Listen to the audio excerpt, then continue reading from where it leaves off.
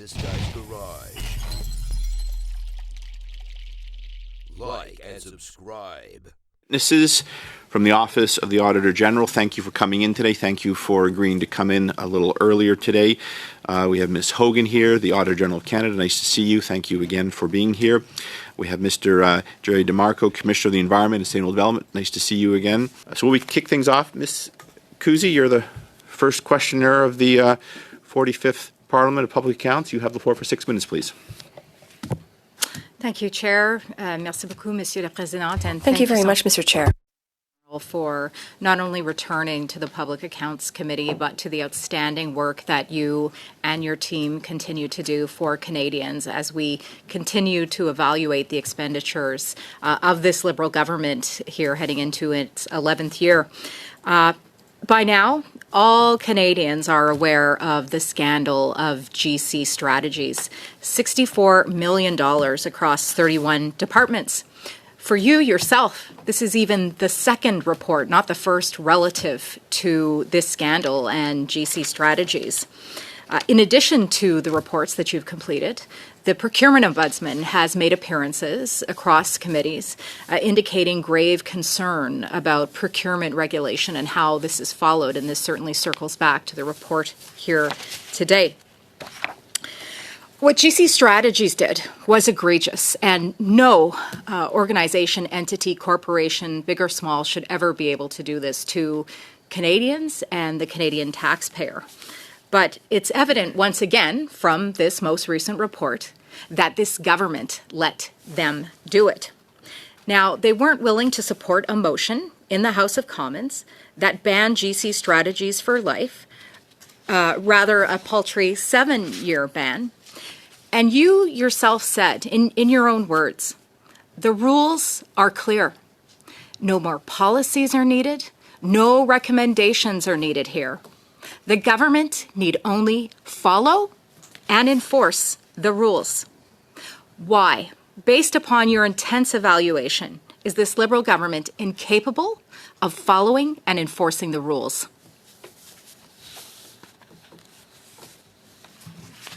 I think it's a question that we asked ourselves through many procurement audits that we've done over the last couple of years. What is driving the behavior that we are seeing in the public service? And I think I would point to two things. You know, what is it about the procurement process in the federal government that a staffing company is the mechanism that is typically used for IT services? Is it because the procurement process is complex, or that those delivering those services don't want to wade through all of that and are happy to just go through a staffing company? So I do think that that's something the government needs to figure out. There might be certain services where staffing companies make sense and others where it doesn't. The rest, I think, then rests with the public service. Why aren't the rules known and why aren't they being applied? And that is why I didn't see the necessity to issue new recommendations. I think going back to the basics and understanding the rules is essential, but I also think the government needs to figure out if there are too many and start taking doubled up rules or rules that aren't adding any value off, so that this can be a faster process in the future. Yes, but fundamentally, it is the ministers who have oversight of the public service and must ensure that the rules are being followed and enforced. There was a new report issued today that federal managers are now required to sign an oath stating that they thought about it. They thought about the expenditures before they spent the money. Would you be able to expand upon this new regulation which has been put in place, that federal managers must think about the money that they are spending before signing for it? I have to admit, I'm not sure I know the language of the oath that you're talking about. I do know, following our work on Arrivekin in the first contract we issued on professional services that were including contracts on McKinsey, that there was a requirement added that someone in the procurement process needed to attest that they knew all of the rules they needed to follow and that they had followed them. So that's a good reminder. But in my mind, it's just another step. And I really do think that it's time to sort of decide whether there are too many rules, because after my audits, internal audits, or third parties, the ombuds work, more rules are constantly added, and eventually it just becomes too much for people to be able to apply with, due diligence. So what I'm hearing you say then is that signing an oath saying that public servants thought about the expenditures will not solve the problem, according to your evaluation. Well, I think signing an oath is important. It's a good reminder of the responsibility that comes with the delegated authority. When an individual in a department or a Crown corporation is given authority to spend taxpayer money, it's good to recognize the burden and the responsibility that comes with that. But I'm not sure that it will make sure that everyone understands all the rules. So I do think that there is a need to go back to some training and perhaps streamlining rules if necessary. Indeed, and ministers do sign an oath when they take office that they will serve Canada and its citizens faithfully, and we have seen here that they have failed once again. So then in your estimate, perhaps you can expand on your comments as to how we can hold both managers and ministers who oversee the public servants accountable to enforce the rules, because that's all you really want to see. Are the rules followed and enforced? How can we ensure that ministers will do that? So I wouldn't expect that a minister would be involved in day-to-day procurement practices in a department. There are rules that state when a procurement goes over a certain threshold that ministers need to be involved in the approval process. But the day-to-day and most of the contracts that we looked at over the 2 audits on professional services were just about day-to-day contracting. So I do think a minister should ask, the deputy head how they are ensuring that rules are followed and good value for money is always achieved. But then it comes down to those within departments with that delegated authority to be aware of the rules, to apply them, and know why it's important to achieve value for money. And value for money doesn't always mean the lowest price. It means the best service or best product for the government at a competitive price. Thank you for your work. Thank you. Thank you. So you mentioned, Ms. Hogan, that in your remarks just made that there may be too many rules. The government may have too many rules. Could you elaborate on that? Well, during our audits, we kept trying to figure out why we were seeing the behavior that we were seeing. And when we spoke to public servants, some at times were unaware of some of the requirements that existed in the procurement rules. And I think that would be particularly true when we were looking at some of the lower dollar value contracts, so contracts under $40,000, many of which were contracts that were issued to GC Strategies. There is by default, the procurement rules are competitive first, because that usually ensures a better price. But there is some exemptions, and one is if the contract value is under $40,000. The requirement, however, still exists for whoever's going to issue that contract to say, I need to make sure that this is the right market rate, or that I'm not paying too much. And so you need to do something. Email to other vendors or a web search, something. And we found that was often missed. That no one had confirmed whether the price was the market price, but it is a requirement. So, and that's why I say there are things that seem to be basic to ensure good value for money that are not necessarily always known, which brings me back to why I believe a good reminder of the rules, and then an analysis of triaging whether there are just too many to make this more efficient. Given that no new recommendations were made, would that suggest that prior guidance is still relevant and applicable today?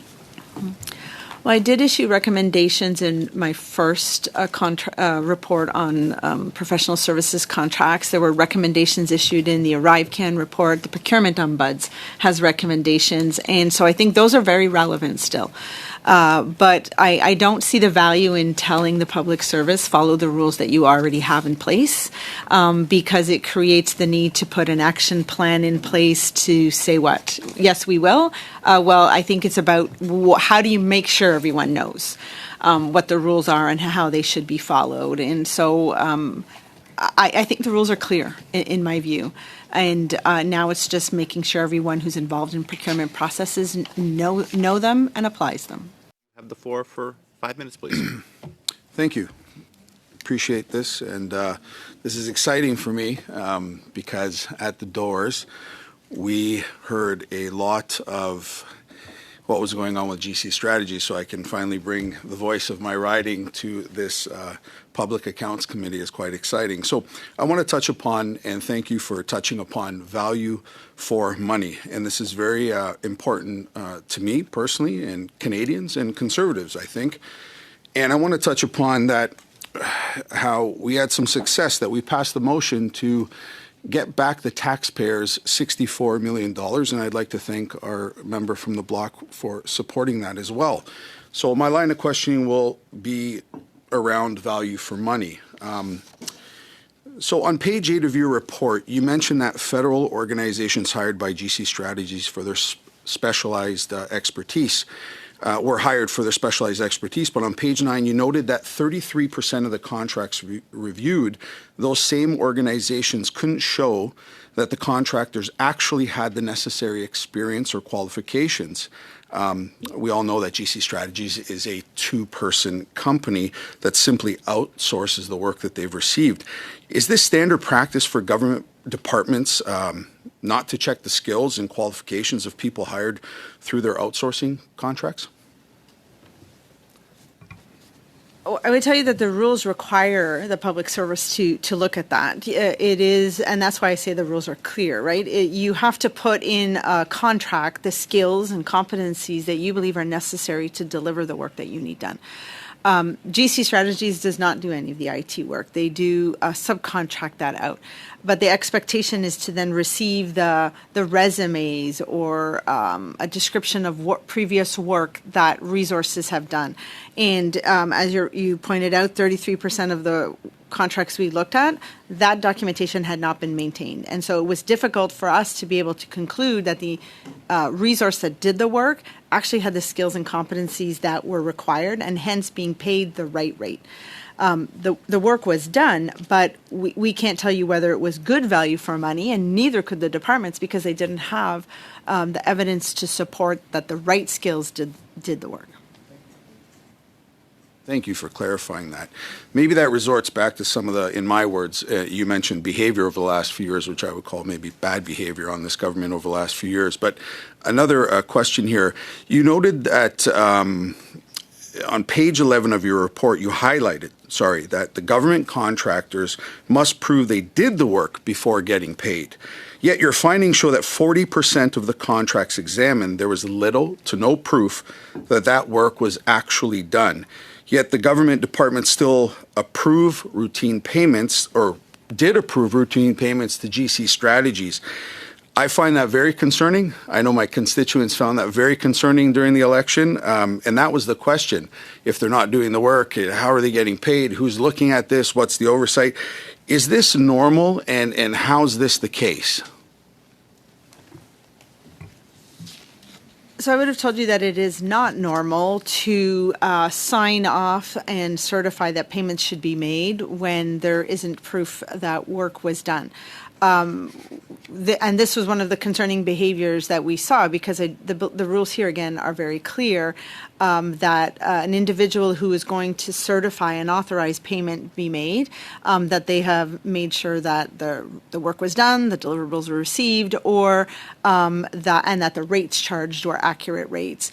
And not seeing that made us ask a lot of questions. And many of the public servants told us, well, we know it happened, but we just don't have it here to show you and demonstrate.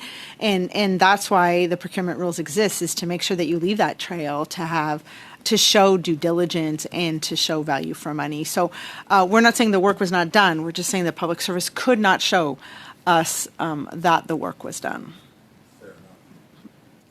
Fair enough. Thank you for your answer. I guess we could chalk that up to bad behavior again. There was another question I had here about, and shortly running out of time. Now, value for money, before signing off on millions of taxpayers' dollars in payments, how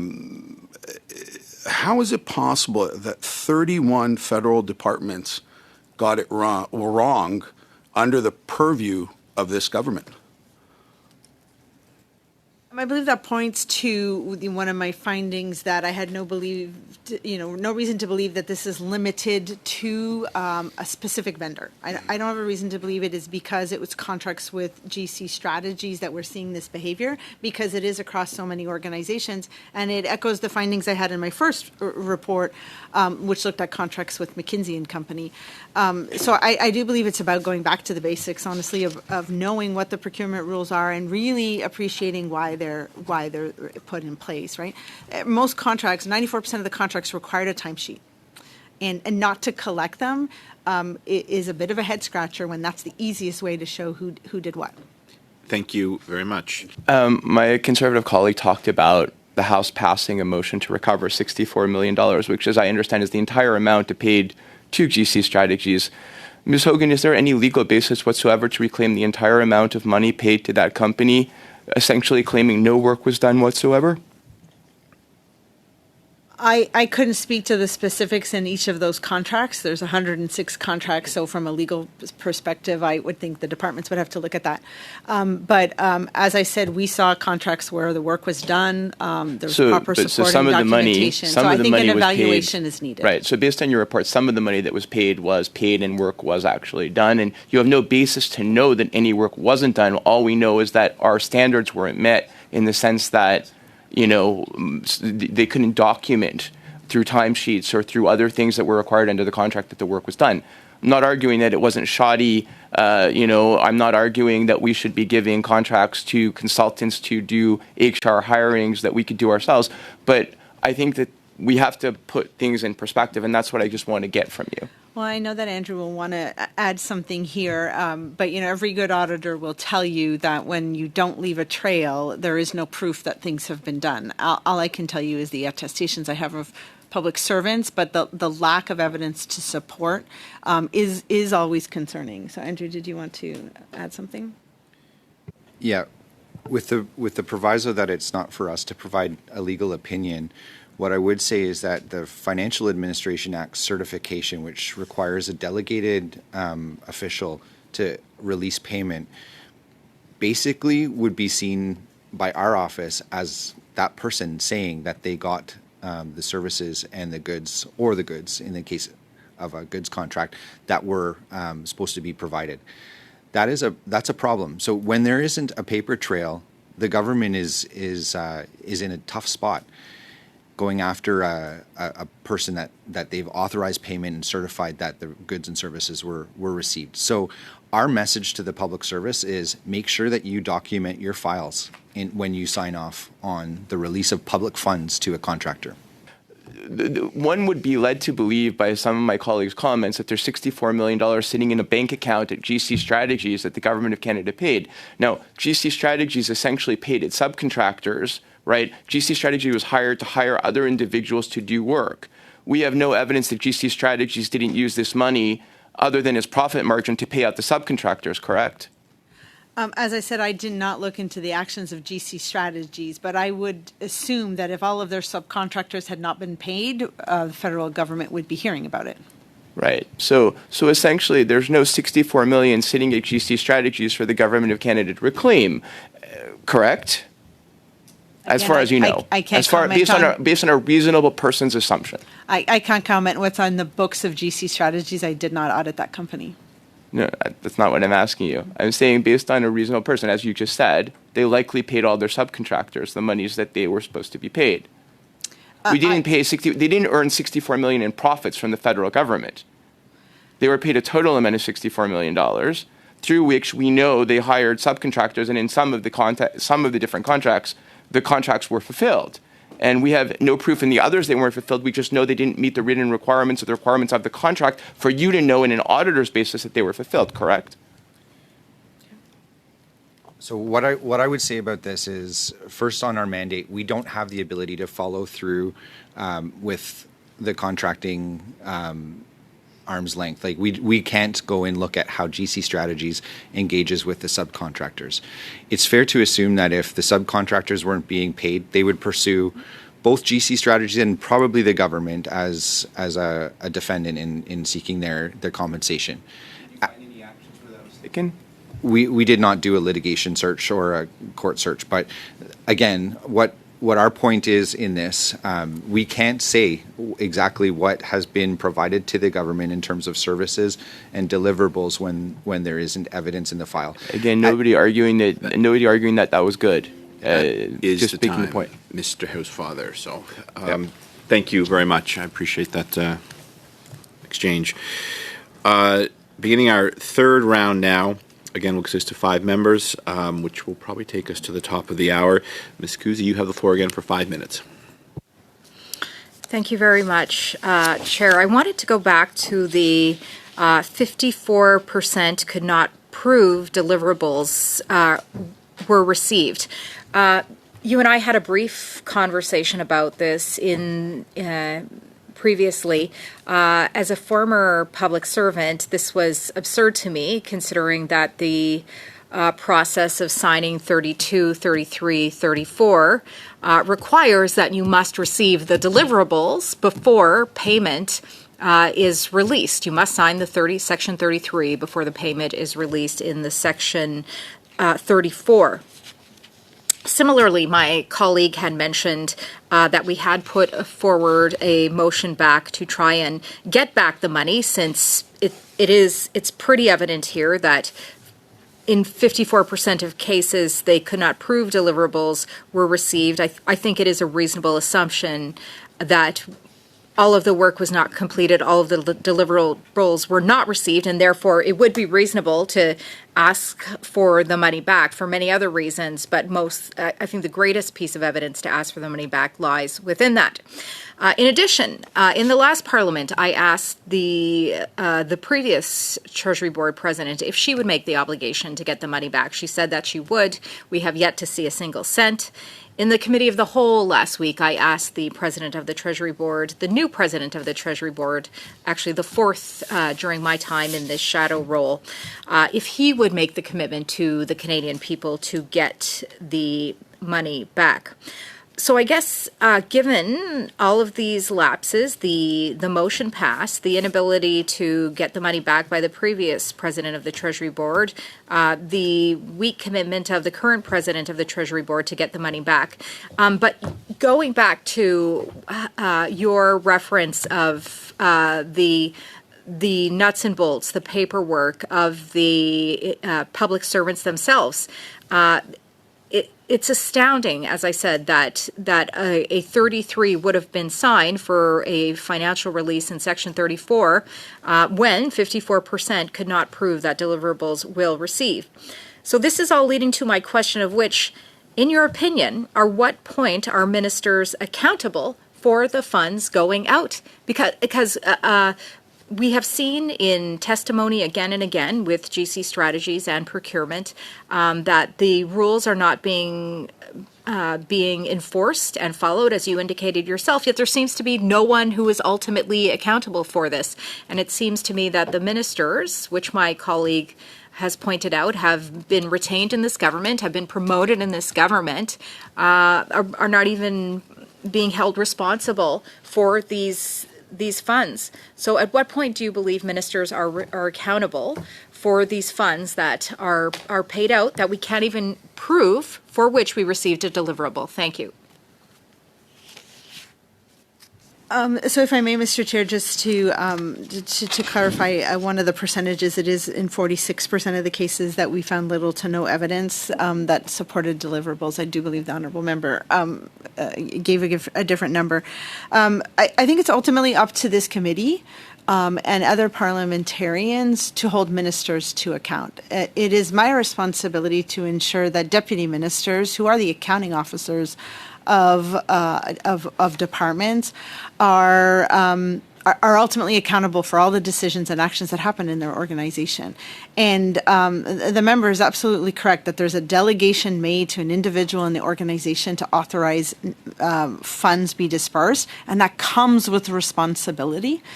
And we would expect that when that certification is done, that they leave a paper trail to ensure that they can demonstrate that they acted with the best interest of government and spent funds wisely. So ultimately, that's why I think deputy ministers should be coming here to speak to why their procurement processes and their procurement officers were not following procurement rules. Thank you. In addition, 82% of federal organizations could not prove that fees did not exceed market rates. Again, in my time as in the public service, 3 quotes were required. You had to take the lowest. Were any policies violated in not obtaining these? And are there best practices in other jurisdictions that exist to assure this does not happen again? So the finding about not being able to demonstrate that the fees paid were market rates is a unique one here, as many of these contracts were low dollar value contracts, as I mentioned previously, or they were contracts where only one valid bid had been received. And so while that exemption exists that you don't need to do a competitive process, there is still a requirement to make sure that the price paid is a market value price and not inflated.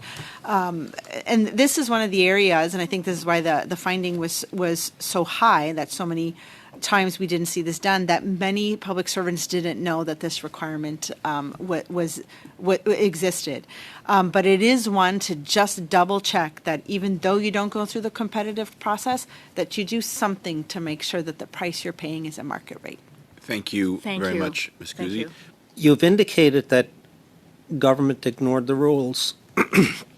When you say government, sometimes the general public look at the legislature as the government. Do you mean when government ignored the rules, either chose to ignore the rules or did not understand the rules?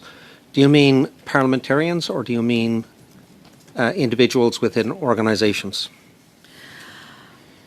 So my apologies. I at times probably do use those interchangeably, but in this case, we audit the actions of the public service. Now, it's ultimately the policies put in place by the public service that do that get approved, that should be followed. But the government, being the elected officials, has to make sure that the public service is putting these rules in place and following those rules. So my apologies if I provided some confusion, but here we were looking at the actions of the public service, and they did not follow the rules that they themselves have in place. The real issue here, as I'm understanding it, is there are perhaps too many rules, and over the course of a number of years or decades, rules keep getting put in place. There perhaps needs to be a streamlining of rules, maybe a better understanding and education of public servants of what the rules are. Can you clarify? Mm-hmm. I'm happy that your question sort of kept building on that. It allows me to expand on my response that I gave earlier. The Financial Administrations Act, which a previous member was referring to when she was mentioning Section 32, 33, 34, is a law. And that is something that the ministers, that government put into place. And then the rules that the public service puts into place are how to operationalize that. So the requirement that when you certify that you have evidence is part of a law. It is part of the Financial Administrations Act. How that's done is what's in the rules and regulations. And that's where I think there's confusion. There are so many rules added on to how to operationalize that I think is why we're seeing the behavior now where they're not followed because they might not be known, or they slow down the process and people might try to work around them to expedite a procurement process.